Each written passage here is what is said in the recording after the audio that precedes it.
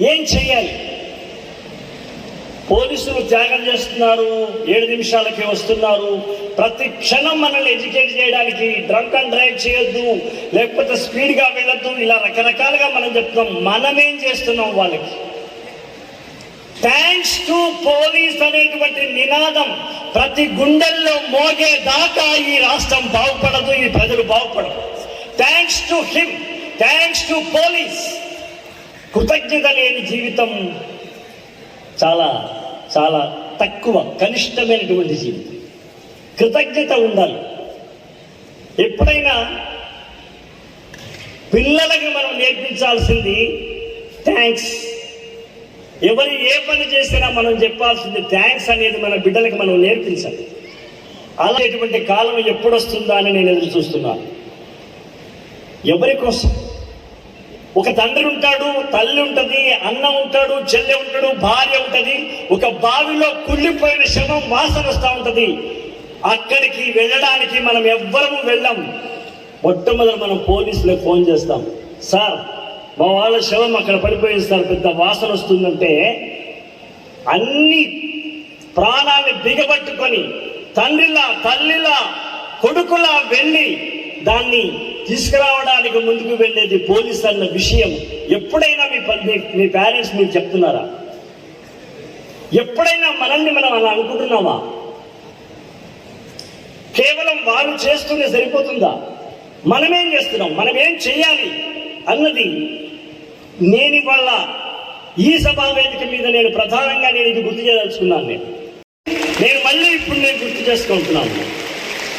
2003లో ఠాగూర్లో నేను రాసిన పాటకి ప్రెసిడెంట్ ఆఫ్ ఇండియా అందుకున్నప్పుడు వచ్చిన కిక్ కోసం ఎన్ని రాత్రుల్లో మేము ఆవిర్లు చేయాల్సి వచ్చింది, ఎన్ని పగల్లో నెగళ్ళుగా మార్చుకోవాల్సి వచ్చింది. అలా మీరు కూడా మార్చుకోగలిగితే, మీరు కూడా మీ యొక్క రాత్రుల్ని పగళ్ళని నెగళ్ళుగా మార్చుకోగలిగితే, మీరు అబ్దుల్ కలాం గారితోనే కాదు, ప్రపంచంలో ఉన్నటువంటి ఐక్యరాజ్య సమితిలో కూడా మీరు వెళ్ళి మాట్లాడేటువంటి ఒక కిక్ మీకు రావాలని ఈ సందర్భంగా నేను కోరుకుంటున్నాను. ఒక్కటే జననం, ఒక్కటే మరణం, ఒక్కటే గమనం, ఒక్కటే గమ్యం. గెలుపు పొందే వరకు అలుపు లేదు మనకు. బ్రతుకు అంటే గెలుపు, గెలుపు కొరకే బ్రతుకు. కష్టాలు రాని, కన్నీళ్లు రాని, ఎదురేది రాని, ఏమైనా కాని ఆగిపోవద్దు, ఓడిపోవద్దు. నిద్ర మీకొద్దు, నింగి మీ హద్దు. ఒకటే జననం, ఒకటే మరణం, రాబోయే విజయాన్ని. ఒక పోలీస్ ఆఫీసర్, ఒక సైనికుడు, ఒక పౌరుడు, ఒక డాక్టర్ ఒక అత్యున్నతమైనటువంటి ఒక ప్లేస్కి వెళ్ళినప్పుడు కొట్టే చప్పట్లు, పొందే ఆనందం ఇప్పుడే మీరు అనుభవించాలి. ఇప్పుడే దానికోసం వెయిట్ చేయాలి. మీరు విజయం కోసం వెయిట్ చేయడం కాదు, విజయమే మన కోసం వెయిట్ చేస్తూ ఉంటుంది.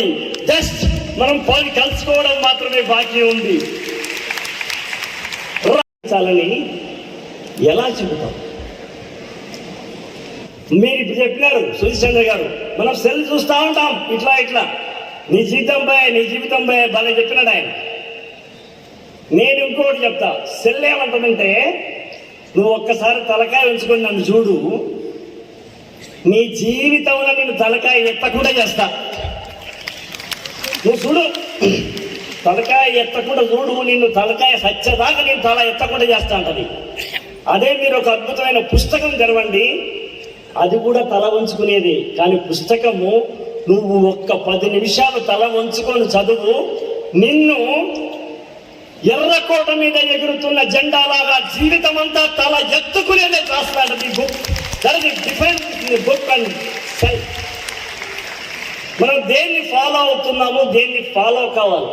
చాలా ఘోరాతిఘోరమైన విషయం ఏంటంటే, ప్రైమరీ స్కూల్కి వచ్చే పిల్లల్లో కూడా ఎక్కువ శాతం మంది చూడరాని దృశ్యాలు చూసి స్కూల్కి వస్తున్నారన్న సర్వే ఇవాళ మనల్ని భయపెడతాం.